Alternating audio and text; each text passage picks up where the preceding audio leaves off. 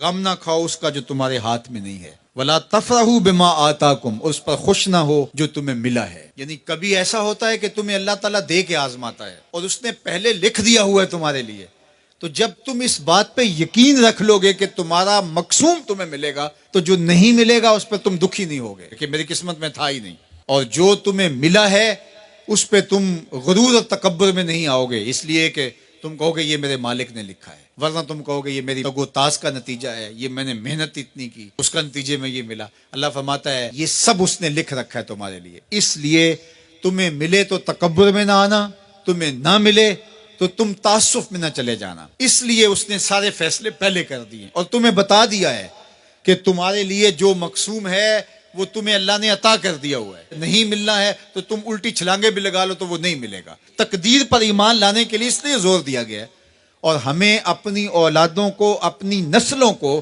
یہ چیز راسخ کرنی چاہیے کہ تقدیر پہ ایمان لائیں۔ اگر ہم اس میں کامیاب ہو جاتے ہیں تو وہ پریشان نہیں ہوں گے، دکھی نہیں ہوں گے، ٹینشن میں مبتلا نہیں ہوں گے۔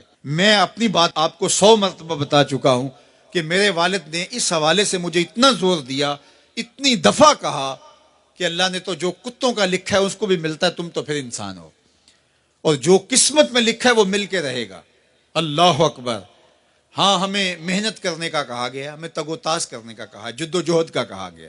شیخ سعدی فرماتے ہیں کہ ایک بندہ جا رہا تھا تو اس نے دیکھا کہ ایک شیر شکار کر رہا ہے، تو وہ ایک سمت ہو کے بیٹھ گیا۔ ایک لومڑی تھی جس کے پاؤں بھی نہیں تھے، ہاتھ بھی نہیں تھے، تو دل میں سوچا کہ مالک تو اس کو کیسے رزق دیتا ہوگا۔ تو شیر آیا، اس نے شکار کیا اور اچھا اچھا کھا لیا اور پس خوردہ چھوڑ کے چلا گیا۔ یہ رینگتی ہوئی آگے بڑھی اور وہ جو پس خوردہ تھا وہ چھچڑے وغیرہ تھے، کھا کے پیٹ بھر لیا۔ تو کہا کہ مالک تیری قدرتوں کے رنگ ہیں، تو نے اس کا بھی وسیلہ بنایا ہے۔ تو وہ کسی کام پہ جا رہا تھا، کاروبار کرنے جا رہا تھا، اس نے کہا مجھے کیا مصیبت ہے، جب لومڑی کو دیتا ہے تو مجھے نہیں دے گا۔ تو وہ آ کے بیٹھ گیا، گھر آ کے بیٹھ گیا کہ میں نہیں جو ہے وہ کہیں جاتا۔ ایک دن، 2 دن، 4 دن فاقوں سے گزرا، تو پھر ہاتف سے آواز آئی کہ جو لومڑی کو دے سکتا ہے تجھے بھی دے سکتا ہے، لیکن لومڑی نہ بنو، شیر بنو، خود بھی کھاؤ اور اوروں کے لیے بھی وسیلہ بنو۔ ہمیں ترغیب دی گئی ہے، باقی جو ہمارے مقدر کا ہے وہ ہمیں ملے گا، ہر صورت میں ملے گا۔ تو اپنی نسلوں کے سینوں میں یہ چیز راسخ کرو، اور یہ راسخ تبھی ہوگی ہمارے سینے میں راسخ ہوگی۔ تو اللہ فرماتا ہے ہم کسی کو زیادہ دیتے ہیں، کسی کو تھوڑا دیتے ہیں، جو تمہارے مقدر میں تمہیں ملتا ہے، جو نہیں ہے نہیں ملتا، اور ہم نے پہلے لکھ دیا ہے۔ کیوں لکھ دیا ہے؟ کہ تمہیں جو ملا نہیں اس کی پریشانی نہ ہو کہ مجھے کیوں نہیں ملا، بھئی اللہ نے لکھا ہی نہیں تھا، بات ختم۔